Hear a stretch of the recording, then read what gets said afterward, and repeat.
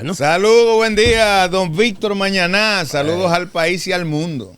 Aquí estamos, hermano Tomás de la Rosa. ¿Cómo le ha ido a usted? De vuelta en la batalla. ¿Cómo le ha ido? Muy bien, gracias a Dios. ¿Llegó sin contratiempos? No, hoy salí bien temprano, no tuve contratiempo. Igual digo yo, Sí, tranquilo. Sí, totalmente. Tranquilo. El lunes no he iniciado como de costumbre, todavía. Todavía. Vamos a ver de aquí en adelante lo que se presenta, pero sí, lo tomamos ligero, como dice un amigo mío.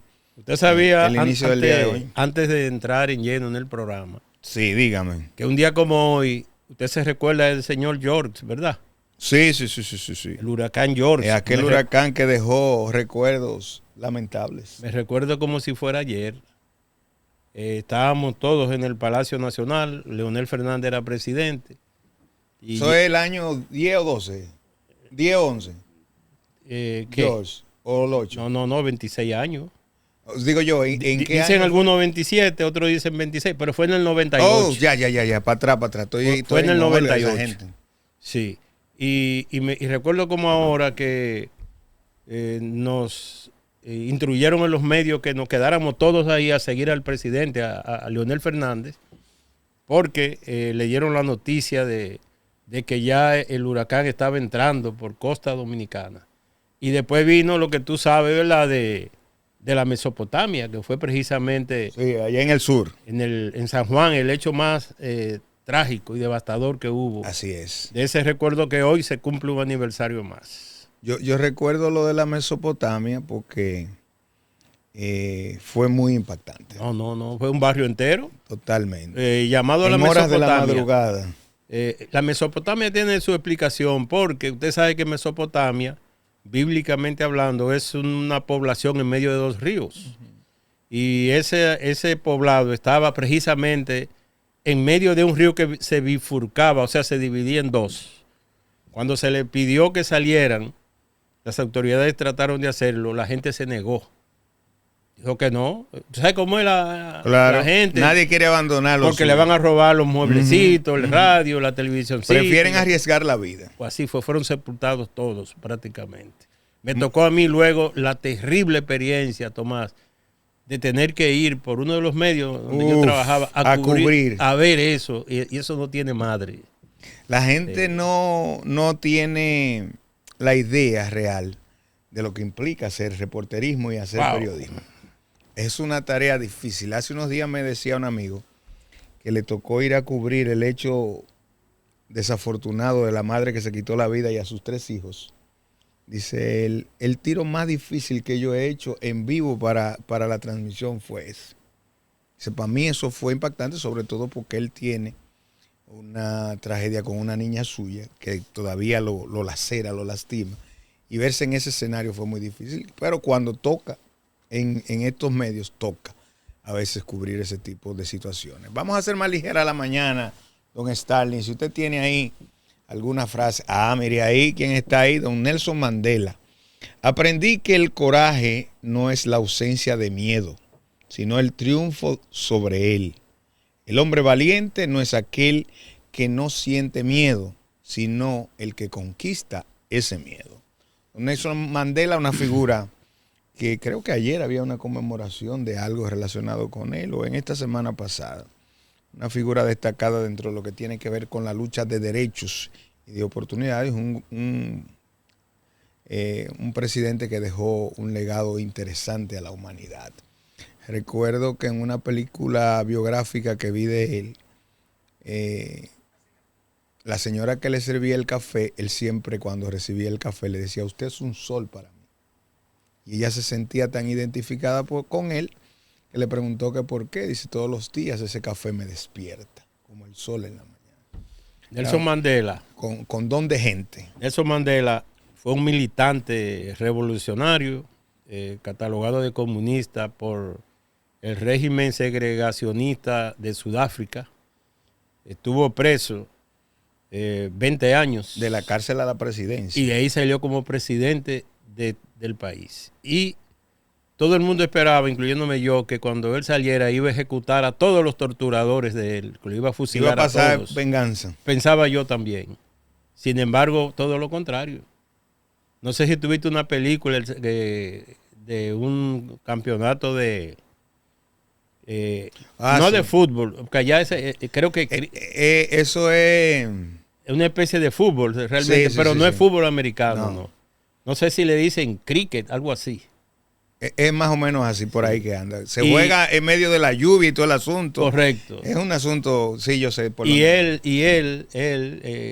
Su país iba a participar ahí. En vez de ponerse de radicalero en contra del equipo que patrocinaba, por cierto, el régimen de excepción que había allí, de explotación, y donde tenían los negros en guetos. Los negros vivían en guetos, siendo el 90% de la población.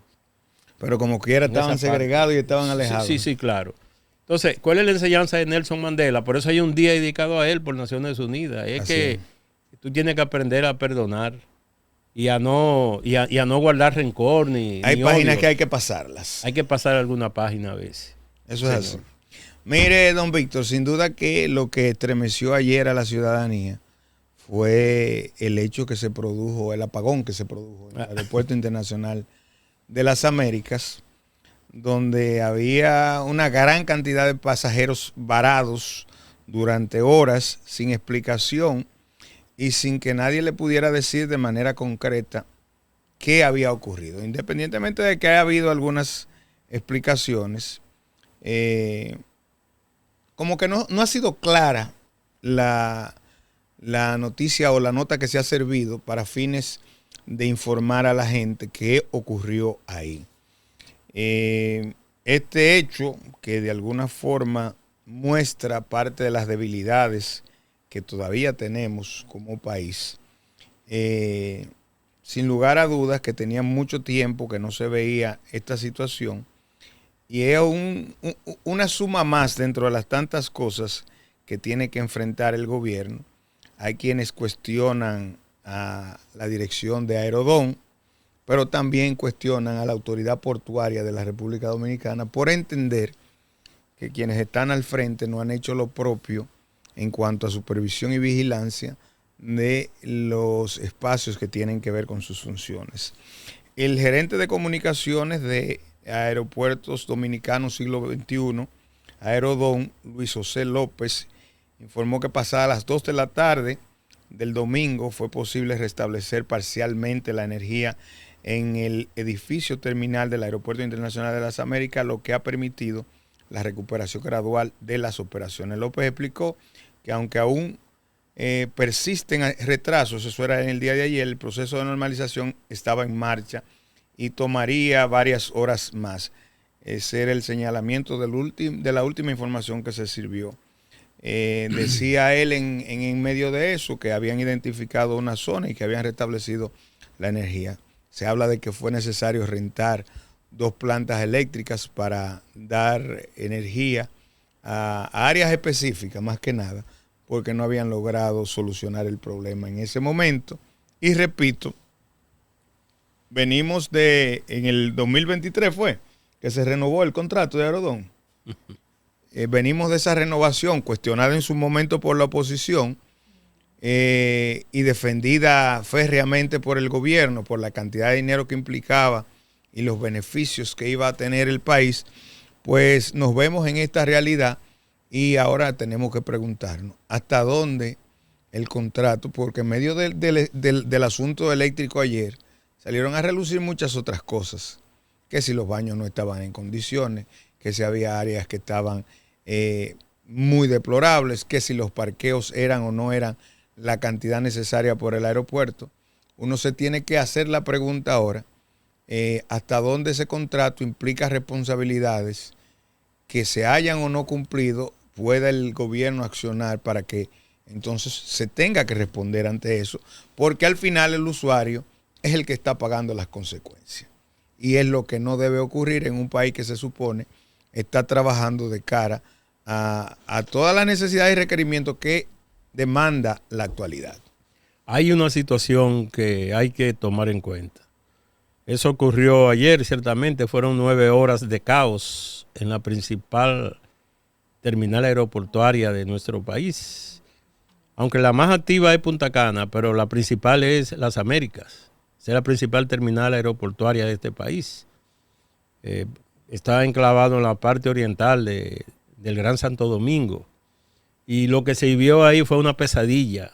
Algunas personas que estaban allí con niños incluso, no podían utilizar ni baños, como tú bien explicas. No había agua en los baños. No. Bueno, una situación terrible, caótica totalmente. Caótica.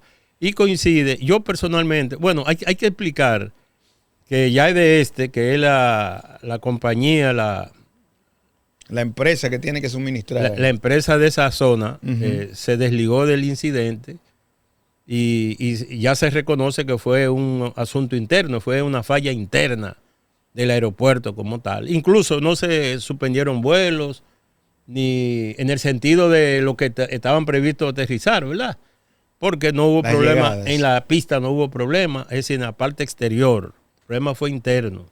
Señores, ¿y ustedes saben algo? Es bueno eso que usted señala, don Víctor, porque había una información cruzada ahí y señalaban que la pista de aterrizaje también estaba involucrada en el asunto. Pero es bueno que usted lo señale para quienes no están al tanto de esa parte, pues sepan que lo que tenía que ver con entrada estaba de alguna manera resuelto. Sí, de allá para acá no había inconveniente porque la torre de control no tuvo ningún problema, por ejemplo, o sea, lo que se encargan del tráfico aéreo, ¿verdad?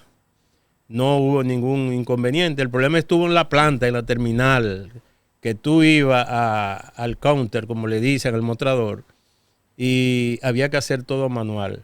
Ahora, ¿qué pasa? Que esa situación coincide con una situación peor que se da en Europa. En Europa ayer los principales aeropuertos, entiéndase Reino Unido, España, Bruselas, por ejemplo, fueron, pero ahí se determinó que fue un ataque cibernético. Ok. Ahí todavía iba a decir hoy, que España hace apenas 15 o 20 días tuvo una situación similar en Madrid con el asunto del aeropuerto. La de ayer peor, Yeah. que se mantiene todavía, donde los sistemas se cayeron y hay una situación peor, pero con mucho, le lleva la milla a la de aquí. En Europa, porque en cadena se refleja en las demás terminales aeroportuarias, porque son cientos de vuelos que hubo que suspender, pero ahí fue un ataque cibernético determinado ya por los técnicos. Lo que pasa es que no saben a quién atribuírselo. Nadie se ha tomado el chance la de autoría, decir fui yo. Sí, la autoría. Que por lo regular eso ocurre cuando se hacen ese tipo de ataques, el autor se señala él mismo, dice, sí, fuimos nosotros. Y eso ocurre, don Tomás, en momentos en que incluso aquí el Ministerio de Defensa publica de que también se intentó un hackeo a sus sistemas informáticos y que lograron evitarlo, pero que se hizo a través de un intento masivo de comunicaciones para saturar el sistema y lograr su colapso. Sin embargo, según la información oficial, eso no fue posible gracias a la intervención de los técnicos que a tiempo tomaron las precauciones de lugar. ¿Qué yo quiero decir con esto, Tomás? De que, señores, el mundo está en guerra, ¿eh? No vamos a borrar eso ni a quitarlo de la memoria de la gente. Aunque usted esté lejos de Ucrania, de Rusia, de Gaza, de Israel, el mundo está en guerra. Pero la guerra no es solamente los bombardeos y los cañonazos, no. Y los misiles, la guerra también no se ve, tecnológica también, que usted no la ve. Y por eso, en gran parte del discurso de líderes mundiales se habla de la ciberseguridad. Pero claro. Porque ahí se muestra debilidad. Imagínese el colapso en estos países que son potencias, producto de un ataque cibernético y que no pueda solucionarse en el tiempo, lo que implica para los gobiernos esa realidad, lo que implica para los países esa situación. Entonces, como señala don Víctor, eso es parte de la guerra, eso es parte de una lucha de un lado y otro, que no escapa nadie a eso. Estemos claros en esa situación. Usted puede estar lo más lejos que usted se imagina y ya nada es distante en medio de estos conflictos que, como bien señala don Víctor, trascienden a lo que usted ve en el terreno, ¿eh? Ya estamos en la parte que tiene que ver con la tecnología y ahí hoy que todos somos dependientes de la tecnología, nos puede afectar en cualquier rincón del planeta en el que nos encontremos. Así que no se crea usted que usted está a salvo. Diría mi mamá, la ballena, nadie está de capo. A propósito de eso, don Tomás, hace 2 semanas, una gurusa de lo que es el poder de la Comunidad Europea antirrusa por profesión, que se llama Ursula von der Leyen, sé que usted la ha oído mencionar. Ella, que es la que lleva el mando, si se quiere, en la Unión Europea, políticamente hablando, iba en su avión, su aeronave hacia Ucrania y tuvo que aterrizar de emergencia a mitad de camino porque el sistema se apagó del avión. Hubo que hacerlo manual todo. También se atribuye a esa guerra cibernética que se lleva a cabo y que todo el mundo apunta hacia Rusia. Ellos apuntan hacia Rusia, aunque no tengan pruebas. ¿Qué te quiero decir, Tomás? Que el mundo está en una situación muy precaria. Y yo antes tenía mucho miedo y temor de que en cualquier momento el amanecer fuera una bola de fuego y una onda expansiva que arrope el planeta Tierra y hasta ahí llegamos. Y me daba miedo, ya no. Ya yo lo veo eso como una posibilidad en cualquier momento. Que puede ocurrir en cualquier momento. Y para demostrártelo, solamente debo decirte lo siguiente. 147 naciones ayer, por encima de lo que Israel y Estados Unidos querían, reconocieron el Estado palestino. Palestina. Y dice el señor Benjamín Netanyahu, tú sabes que Israel tiene la bomba atómica, que no se va a quedar así, que le va a pedir cuenta a cada uno, porque una prepotencia y una intolerancia, un envalentonamiento increíble, contando con el apoyo de la OTAN y Estados Unidos, y que él iban a pedirle cuenta a esos países. Es decir que en el mundo entero hay que tenerle miedo a Israel porque son capaces de cualquier cosa. Eso también te dice a ti que en cualquier momento un aventurero puede cometer cualquier tipo de ligereza con un dedo y apretar el botón del no te mené. Los juicios están escasos. Es lamentable, pero así está el mundo. Eso es así. Sí. Vamos a la pausa, Nicole, y regresamos de inmediato con el Congreso de la Mañana. Usted permanezca ahí con nosotros.